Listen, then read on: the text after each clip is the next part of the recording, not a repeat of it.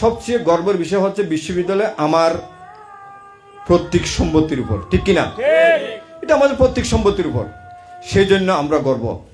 আমরা হচ্ছি বিশ্ববিদ্যালয় এবং বিশ্ববিদ্যালয়ের পার্শ্ববর্তী এলাকার মালিক, আমরা জমিদার, ঠিক কিনা?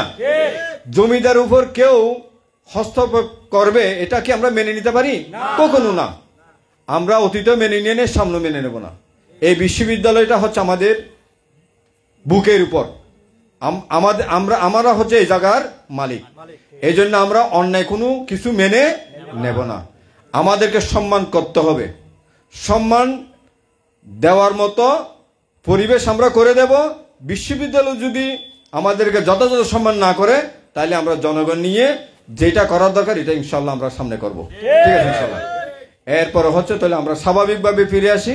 স্বাভাবিক ফিরের জন্য আপনাদেরকে অনুরোধ জানাচ্ছি। আমি আপনাদের একজন ভাই হিসাবে আমি এখানে বাড়ি করেছি বিনোগেট বাজারে। আমি আপনাদের পরিবারের একজন সদস্য, শুধু রাজনৈতিক নয়, দীর্ঘদিন থেকে আমি এই এলাকায় বসবাস করে আসছি 2008 থেকে। এর আগে থেকে আপনাদের সাথে সম্পর্ক। সংগঠন আমাকে মনোনয়ন দিয়েছেন আগামী দিনের।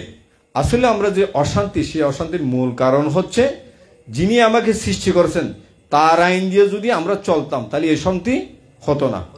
অশান্তির মূল কারণ হচ্ছে আমরা সৃষ্টিকর্তার আইন বাদ দিয়ে মানুষের আইন দিয়ে আমরা জীবনযাপন কারণে।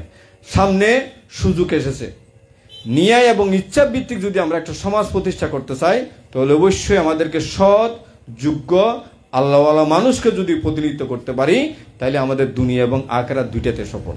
আর যদি অসুন্দর মানুষ, অসৎ মানুষকে যদি আমরা নির্বাচন করি, যেভাবে আমরা অতীতে কষ্ট পেয়েছি, অধিকার হারা হয়েছি, জুলুম অত্যাচারের শিকার হয়েছি, মামলা হামলার শিকার হয়েছি, আবার ঠিক পুনরাবৃত্তি আমাদেরকে হতে হবে।